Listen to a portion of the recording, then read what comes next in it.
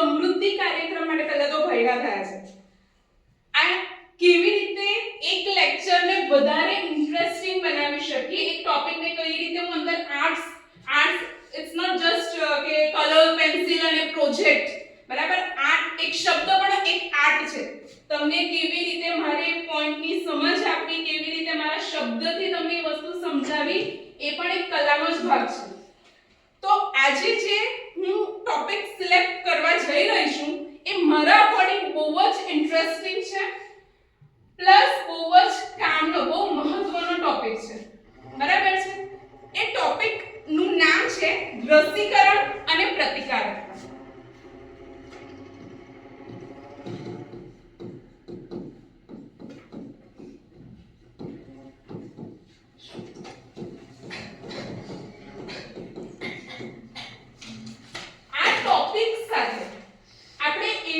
વાતો ડિસ્કસ કરીશું કે જે આજના ટાઈમમાં ખૂબ જ રિક્વાયર્ડ છે, બરાબર છે.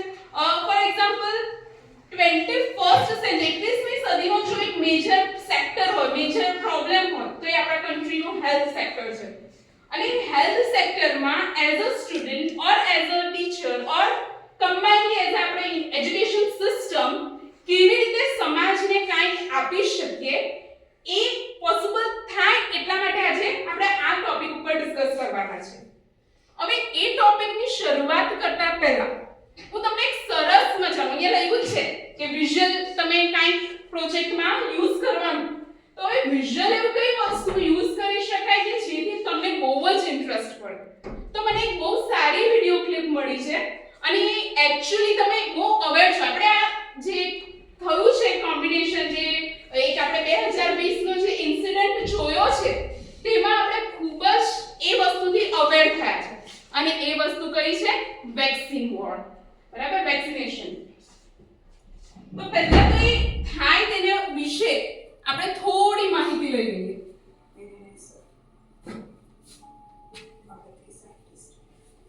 જોયું છે આ પિક્ચર બધાએ? રાઈટ? અમુકે જોયું છે, અમુકે નથી જોયું. વેક્સિન શબ્દ 2020 થી આપણે બહુ પોપ્યુલર પણ જોયો, બહુ લોકપ્રિય, પણ લોકપ્રિય તો ના કહેવાય પણ બહુ ફેમસ શબ્દ થઈ ગયો.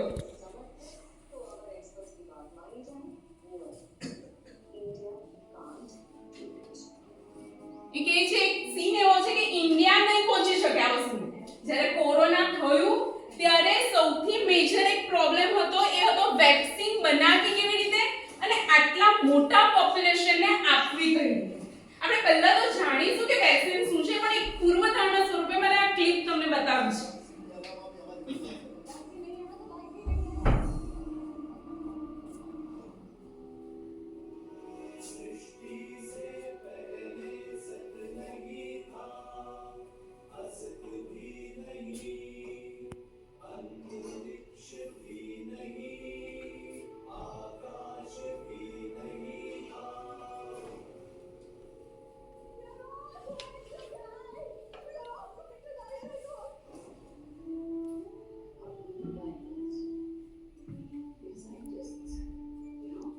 કદાચ તમે આ ફ્યુચર સાયન્ટિસ્ટ હોઈ શકો, રાઈટ? કદાચ, અને એ કદાચની સંભાવના જ બહુ મોટી છે.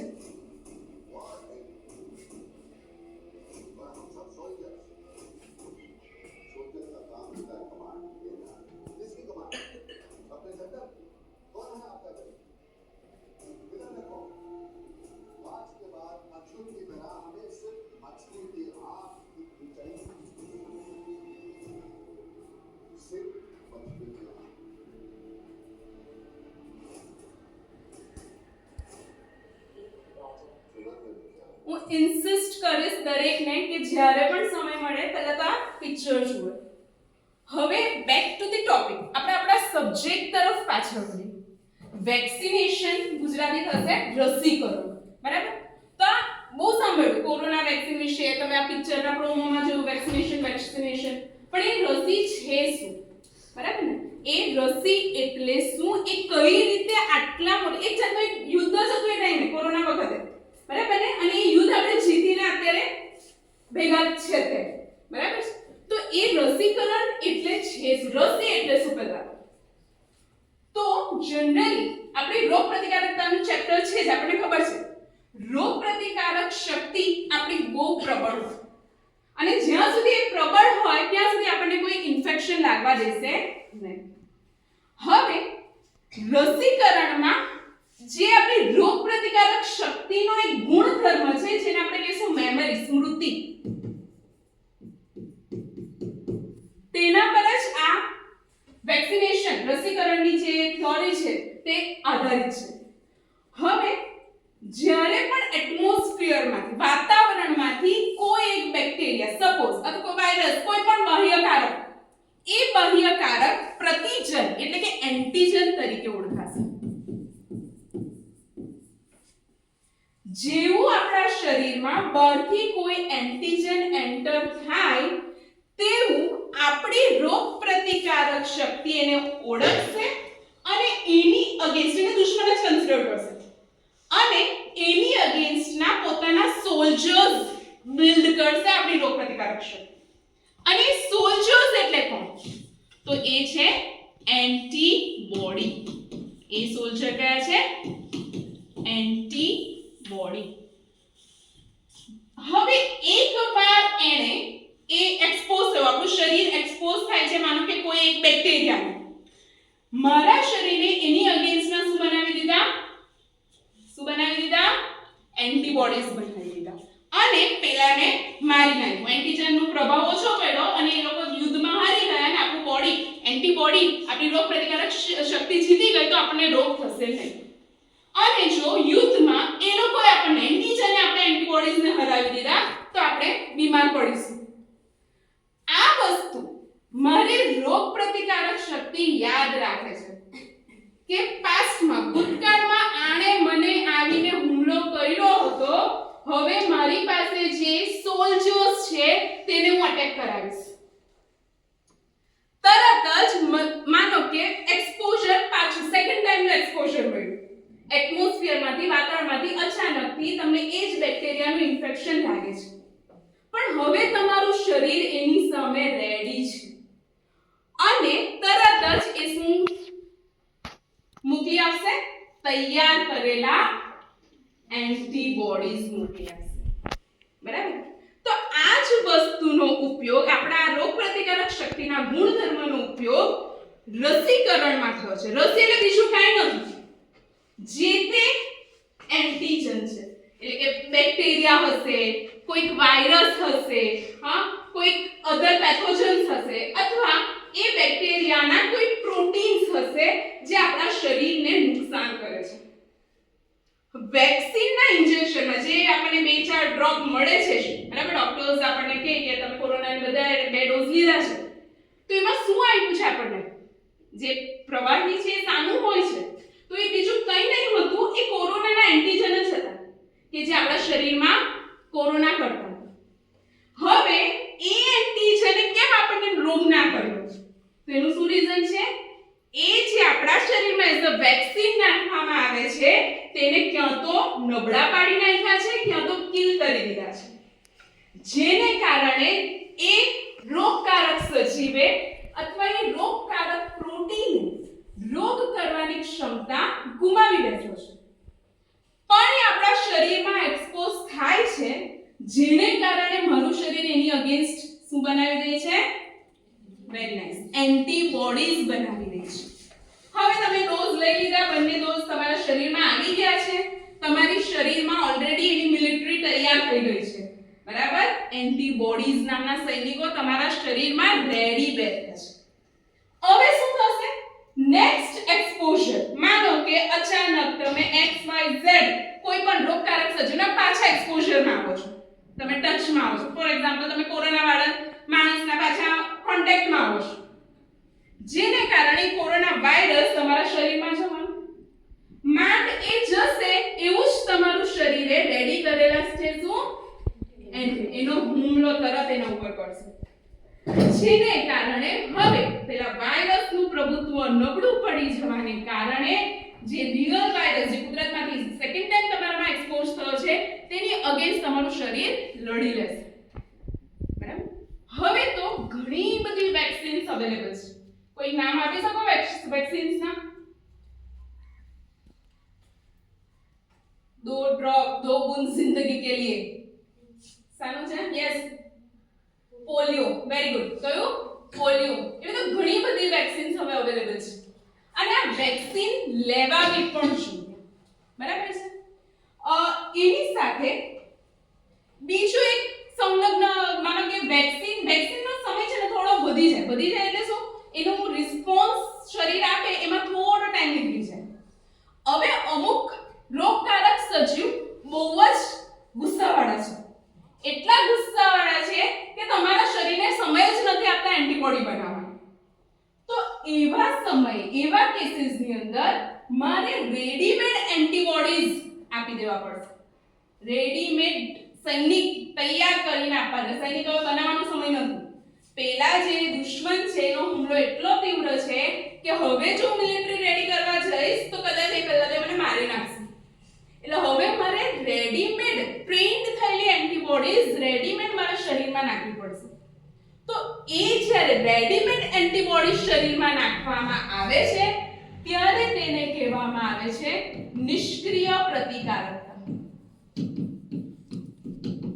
ત્યારે તેને કહેવામાં આવે છે નિષ્ક્રિય પ્રતિકારકતા જેમાં શું થયું આપણા શરીરે તરત જેવો એન્ટીજનનો હુમલો થયો તેવું શરીરમાં રેડીમેડ ફોર્મના એન્ટીબોડીઝ આપી દેવામાં આવ્યા જેમ કે કોઈ સાપ કરડે છે તો ત્યારે પણ જે શોટ આપે છે ઇન્જેક્શન્સ આપવામાં આવે છે તે રોગની અગેન્સ્ટના ઇન્જેક્શન્સ હશે બરાબર છે એ સાપના વેનમ એ ઝેર સર્પદંશની ઓપોઝિટના ઇન્જેક્શન હશે બીજું એવું એક એક્ઝામ્પલ છે નિષ્ક્રિય પ્રતિકારકતાનું ટીટેનસ ધનુરમાં પણ રેડીમેડ ઇન્જેક્શન્સ આપવા પડે બરાબર છે ધનુ પણ બહુ ખતરનાક કન્ડિશન્સમાં લઈ જાય શરીરના સ્નાયુ સંકોચાયેલા હોય તો સંકોચાતા છે જે રિલેક્સ અને કોન્ટ્રાક્ટ બે થવું જોઈએ તેનો એક ગુણધર્મ ભૂલી જાય અને શરીરમાં ખાસું એવું વળાંક આવી જાય કવ જેવું બની જાય બરાબર છે તો આ શું છે નિષ્ક્રિય પ્રતિકારકતા હવે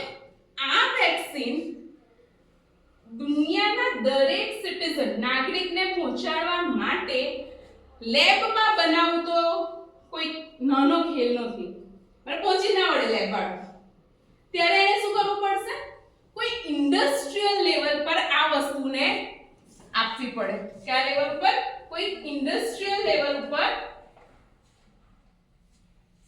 વેક્સિન બનાવવું પડે તો જ્યારે ઇન્ડસ્ટ્રીયલ લેવલ પર બનાવવાનું હોય ત્યારે એ ટેકનોલોજી છે જે છે આરડીએનએ ટેકનોલોજી ત્યારે એ ટેકનોલોજી છે કઈ આરડીએનએ રિકોમ્બિનેન્ટ ડીએનએ ટેકનોલોજી જેના ઉપર આપણે ઇન્ડસ્ટ્રીયલ લેવલ ઉપર વેક્સિનનો બનાવટ કરી શકીશું કારણ કે જે લેબમાં આપણે બનાવી શકીએ ક્વોન્ટિટી બહુ ઓછી હોય એટલે કોઈક એવી મેથડ શોધવી પડે કે લાર્જ સ્કેલ પર બને તો એમાંની એક મેથડ છે પુનઃ સંયોજિત ડીએનએ ટેકનોલોજી એનું આખું જ ચેપ્ટર આપણે ભણ્યા છે બાયોટેકનોલોજી વિશે બરાબર કે જેમાં એન્ટીજનનો જે જનીન હશે એ બેક્ટેરિયામાં નાખવામાં આવશે અને પછી એ બેક્ટેરિયાને લાર્જ સ્કેલ ઉપર મોટા બાયો રિએક્ટર્સની અંદર શું કરવામાં આવશે એનું ઉત્પાદન કરવામાં આવશે જેટલી વાર બેક્ટેરિયા ગુણન પામશે તેટલી વાર મારું પેલું એન્ટીજનનું જનીન પણ ગુણન પામશે અને પછી એ એન્ટીજનને હું એક્સટ્રેક્ટ કરીને ઇન્જેક્શન્સ બનાવીશ અને એ ઇન્જેક્શન આપણે ઇન્ડિવિડ્યુઅલી આપીશું બરાબર છે જ્યારે કોરોના હતું ત્યારે ઇન્ડિયાની આ જે લાર્જ સ્કેલ ઇન્ડસ્ટ્રી પ્રોડક્શન વેક્સિનેશનનું એ બહુ વખાણાયું ગ્લોબલી બહુ વખાણાયું બરાબર છે કારણ કે આટલા પોપ્યુલેશન આટલી મોટી વસ્તીને પહોંચી વળવું એ જ એ બહુ મોટો પડકાર હતો એ સમયમાં બધાને અવેર કરવા કારણ કે એની અગેન્સ્ટ પણ ઘણા બધા આર્ટિકલ્સ આવતા હતા કે હાર્ટ એટેકનું પ્રમાણ વધી ગયું મોત વધી ગયા વેક્સિન લેવાને કારણે પણ જો વેક્સિન માનો એ વેક્સિન ના લીધી હોત તો જે મોત થયા છે હજુ વધારે થાત બરાબર છે તો એ વસ્તુ છે હવે આની સાથે જે ઉદાહરણ આપ્યું છે આપણને આરડીએનએ ટેકનોલોજી દ્વારા કયા વેક્સિનેશનનું જે લાર્જ મોટા પાયે ઉત્પાદન છે તેનું એક ઉદાહરણ આપ્યું છે હેપેટાઇટિસ બી ની વેક્સિન જે બનાવવામાં આવી છે યીસ્ટમાંથી હેપેટાઇટિસ બી ની વેક્સિન કે જે બનાવવામાં આવી છે લિસ્ટમાં, રાઈટ? ઓકે. હવે જ્યારે વેક્સિનનો પોઈન્ટ આવે છે ત્યારે હું એમાં નવું કઈ વસ્તુ એડ કરી શકું, બરાબર? એવું તો કઈ વસ્તુ કે ભાઈ બુકની આગળ જઈને આપણે કઈ વસ્તુ વિશે વિચાર કરી શકીએ? તો એક બહુ કોમન કેન્સર છે, એ કેન્સરનું નામ છે સર્વાઇકલ કેન્સર.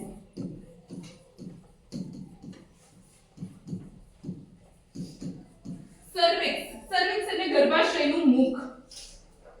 ગ્લોબલી એટલે દુનિયામાં વુમનની અંદર, સ્ત્રીઓની અંદર આ 4th નંબરનું કેન્સર છે. Largest cancer in female.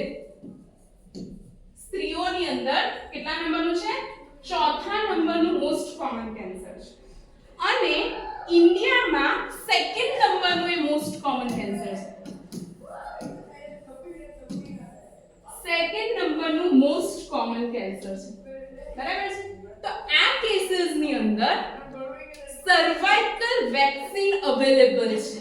આ કેન્સર થાય છે પહેલા તો એ કેન્સર થાય છે એક વાયરસ છે HPV, હ્યુમન પેપિલોમા વાયરસ. આ વાયરસનું એક બહુ મોટું કુટુંબ છે, બરાબર? બહુ સભ્ય છે એમાંના 2 સભ્ય એવા છે કે જે સ્ત્રીઓમાં સર્વાઇકલ કેન્સર પ્રેરે છે, બરાબર છે? હવે આ વેક્સિન હવે અવેલેબલ થઈ છે. 2018 સુધીની એજ લિમિટ હતી કે આટલાથી ઉંમર પછીનાને નહીં લઈ શકાશે, પણ આફ્ટર ધેટ જે નવી ગાઈડલાઈન બનાવવામાં આવી છે એ મુજબ 45 યર્સની એજ સુધી, 45 થી બિલો કોઈ પણ સ્ત્રી આ વેક્સિન લઈ શકશે, બરાબર છે?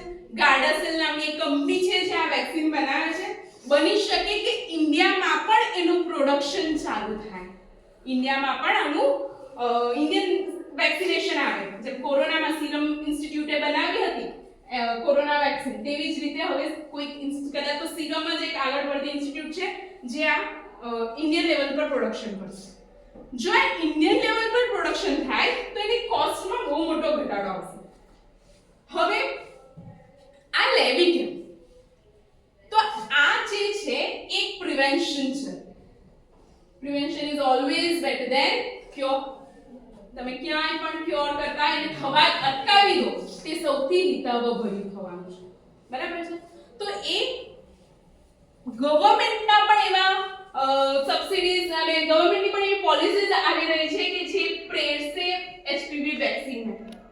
એના માટેની ફર્સ્ટ જે વાત કરેલી ઓળખો છો? સુધા મૂર્તિ, જે ઇન્ફોસિસના જે મૂર્તિ છે એના વાઇફ છે અને બહુ મોટા લેવલ ઉપર ફિલેન્થ્રોપિસ્ટ એટલે કે લોક સેવાનું ઘણું કાર્ય કરે છે.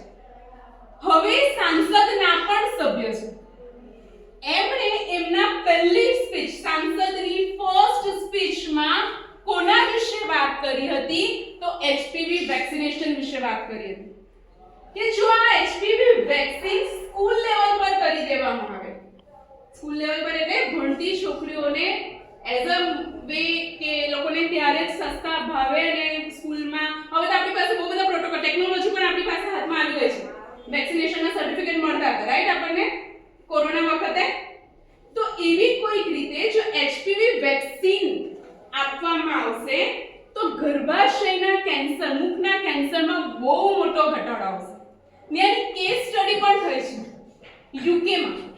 યુકેમાં HPV વેક્સિનને કમ્પલ્સરી કરવામાં આવી છે ફિમેલ્સ માટે 45 એજની બિલો, બરાબર છે?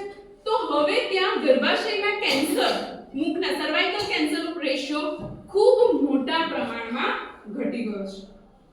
તો આ વસ્તુ જો આપણે આપણા એજ્યુકેશન સાથે જોડી દઈએ, આપણે થિયરી તો ભણવાના માસ્ટર આપી, પણ કોઈક રીતે આપણે સોશિયલી એક્ટિવ થઈને, સામાજિક રીતે એક્ટિવ થઈને આવો કોઈ એક નાનો મસ્તો પોઈન્ટ પણ લઈ લેશું, બરાબર? તો એ આપણને મદદ કરશે, આપણી સોસાયટીને મદદ કરશે, બરાબર? કદાચ એક મોત આપણે અટકાવી શકીશું just by taking this vaccine. તમે કોઈ એકને સલાહ આપશો અને એ વેક્સિન અટકી જશે, એ મોત અટકી જશે. બરાબર છે? સોરી, એ મોત અટકી જશે. બરાબર? તમે કદાચ એક ઘરની એક ફિમેલને, એક જીવને તો બચાવશો, પણ કદાચ કોઈની મધર, વાઇફ, ઘણા બધા રોલ્સ હોય છે મધરનો, એક ફિમેલના, તો એમાં તમે ઘણો મોટો સુધારો લાવી શકવા માટે સક્ષમ છો. રાઈટ? હવે લાસ્ટ બટ નોટ લીસ્ટ, લાસ્ટમાં જે એક નાની મસ્તી એક્ટિવિટી મારે તમને કહેવાની છે, અને એ છે તમારે ઇન્ડિવિડ્યુઅલ લેવલ ઉપર પહેલા તો એક એમ રાખવાનો છે કે at the age of this age હું આ વેક્સિનેશન જો મારા લાઈફમાં ક્યાંય પણ સ્ટેપ ડિસિઝન લેવાનો આવ્યો તો હું લઈશ, ફર્સ્ટ થિંગ.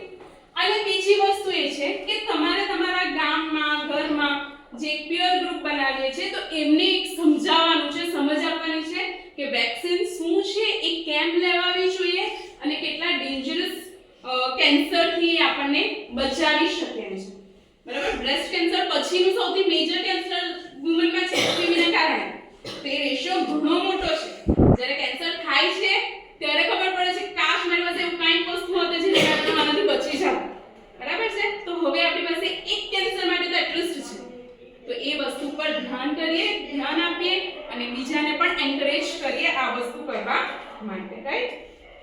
તો આ એક્ટિવિટી તમારી છે કે તમારે તમારા, માનો કે આપણે તો બાયોલોજી વાળા ભેગા થાય છે, તો તમારી સાથેના મેથ્સ વાળા સ્ટુડન્ટ્સ, તમારાથી લોઅર સ્ટાન્ડર્ડના સ્ટુડન્ટ્સને તૈયાર કરો, એ લોકોને આ વિચારસરણી આપો